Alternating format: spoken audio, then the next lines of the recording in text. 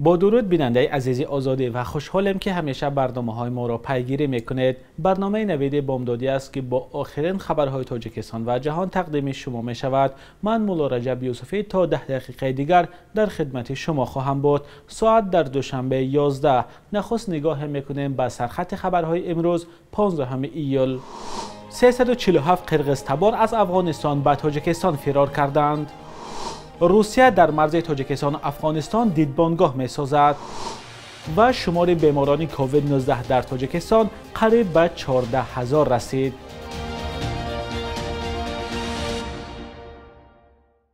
در 2 روز اخیر 347 ساکن قرغزتبار ولسواله و خان افغانستان از ترس سلاح به دستان طالبان به تاجیکستان فرار کردند. مرزبانان تاجیک این بار از دست پناهندگان 3.5 کیلوگرم مواد مخدر را مصادره کردند. دفتر مطبوعات قشون‌های سرحدی کمیته دولتی امنیت ملی تاجیکستان شام 14 ایول با نشر یک بیانیه گفت در 2 روز اخیر روزهای 13 و 14 ایول از دهه اندمین ولسواله و خان افغانستان 347 نفر به تاجیکستان پناه آوردند. به گفته مقامات تاجیک آنها برای نجات جان خود از گروه‌های مسلح طالبان به مرز تاجیکستان آمدند و مرزبانان تاجیک با رعایت اصول انسان دوستی آنها را به قلمرو کشور راه دادند. در بیانیه اداره مرزبانی تاجیکستان گفته می شود که فراریان قرغزتباران افغانستانند. در میان پناهندگان 91 نفر مرد، 77 زن و 177 نفر نابالغ می باشد. به اطلاع مرزبانان تاجیک از فوت 2 طفل تا 2 ساله پناهندگان هنگام عبور سرحد خبر دهند. عین زمان مقامات تاجیکستان پناهندگان را در موضع چاشتپه و دویوتوک جماعت قزلرباط ناحیه مرغاب جا دادند. در اظهارات نیروهای مرزبانی آمده است که از دست پناهندگان 3.5 کیلوگرم مواد مخدر را یافته و مصادره کردند. این بار اول است که مقامات تاجیک از مصادره شدن مواد مخدر از پناهندگان افغانستان خبر می‌دهند.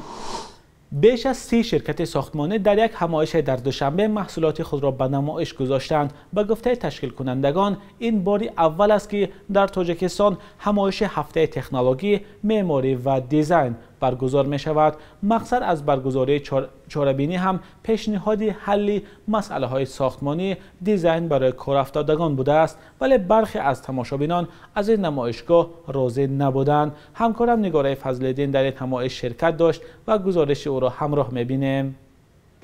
این را خانه هوشمند می نامند.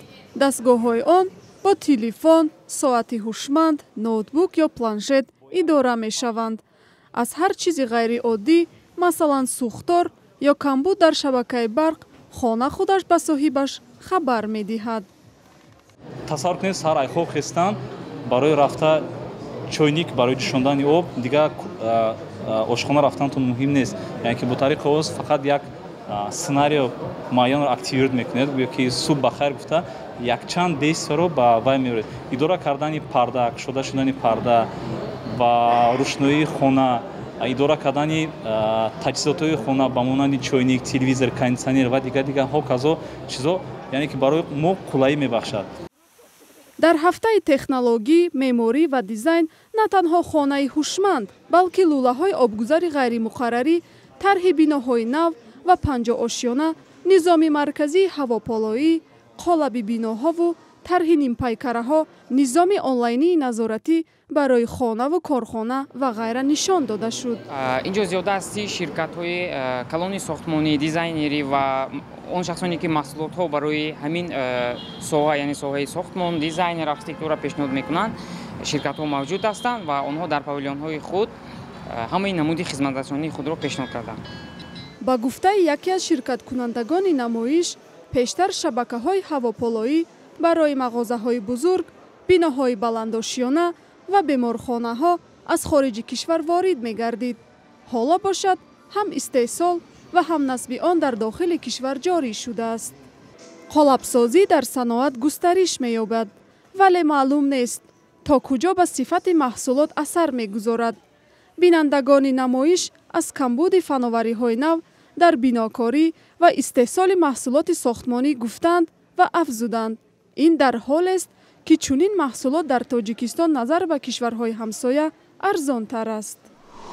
ساختمان یک دیدبانگاه در مرز تاجیکستان با افغانستان با سرمایه‌گذاری روسیه شروع شده است. آژانسی خبری رئانا واسه روز 14 ایول از قبل زمیر کابولوف رهبر ریاست دوم آسیایی وزارت امور خارجه روسیه نوشت که این طرح یعنی منظور ساختمان دیدبانگاه در تاجیکستان عملی شده ایستاده است، پول جدا شده است. زمیر کابولوف گفته است ساختمان این دیدبانگاه ادامه دارد. این مقام روس نگفته است که این دیدبانگاه در کجا و با خرج چه مقدار مبلغ ساخته می شود. بار نخست سرگئی لاوروف وزیر امور خارجه روسیه در سفر قبلی خود به تاجیکستان در ماه می گفته بود که دوشنبه و مسکو در فرصت های نزدیک جهت ساختمان یک دیدبانگاه زمانوی در مرز تاجیکستان و افغانستان سازشنامه امضا خواهند کرد. روسیه به حیث عضو سازمان پیمان امنیت دست جمعی بارها به دوشنبه وعده داده بود که برای تقویت مرز تاجیکستان و افغانستان کمک های نظامی میرساند، اما کرملین به این گفته‌هایش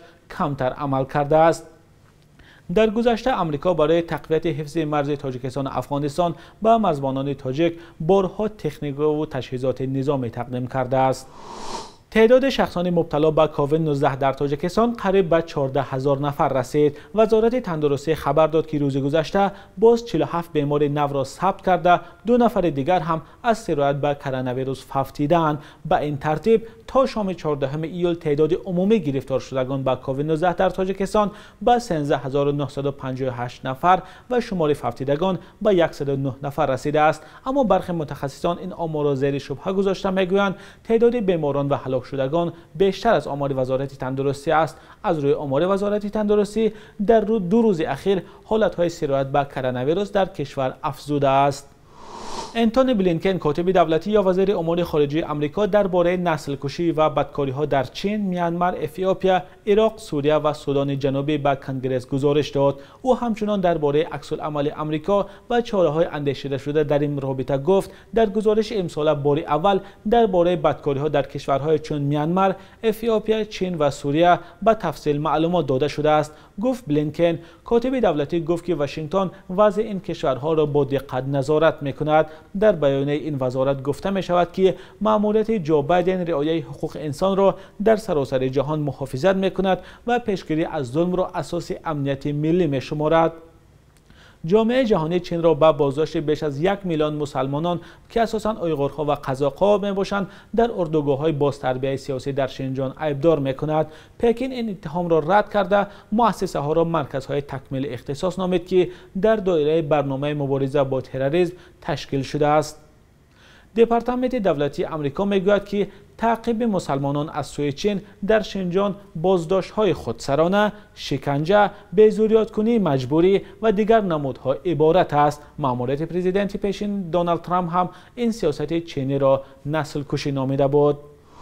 بخش یک روز تاریخ را همکارمان خرامان بقازاده تقدیمتان می‌کند که مهمترین تحولات تاریخی در روز 15 ایول را فرا می‌گیرد.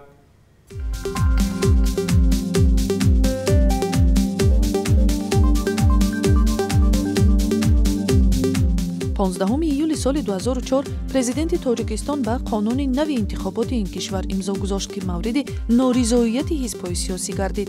طبق قانون نو هر داوطلب شرکت در انتخابات پارلمانی باید در حجم 200 معاش حداقل گراوپولی سپرده اعضای حزب‌های سیاسی به حساب و کتاب رای‌ها راه دادن نمی‌شوند. این قانون را چون غیر دموکراتی انتقاد کردند.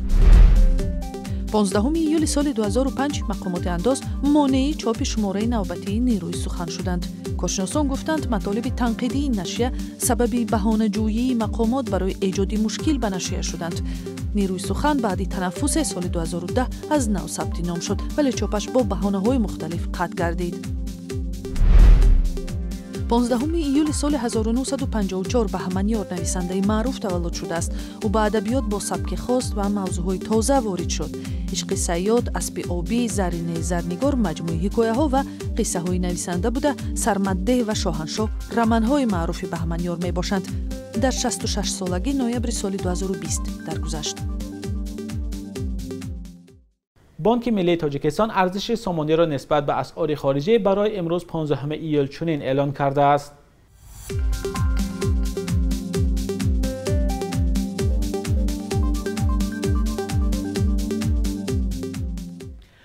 بیننده عزیز، اینجا رسیدیم به پایان برنامه نوید بامدادی. خبر و گزارش‌های از این بیشتر را همیشه میتوانید در سامانه رادیوی آزادی با نشان www.azadi.org و صفحه‌های ما در شبکه‌های اجتماعی پیدا کنید. خود را احتیاط کنید. فردا در همین وقت و ساعت شما را منتظریم.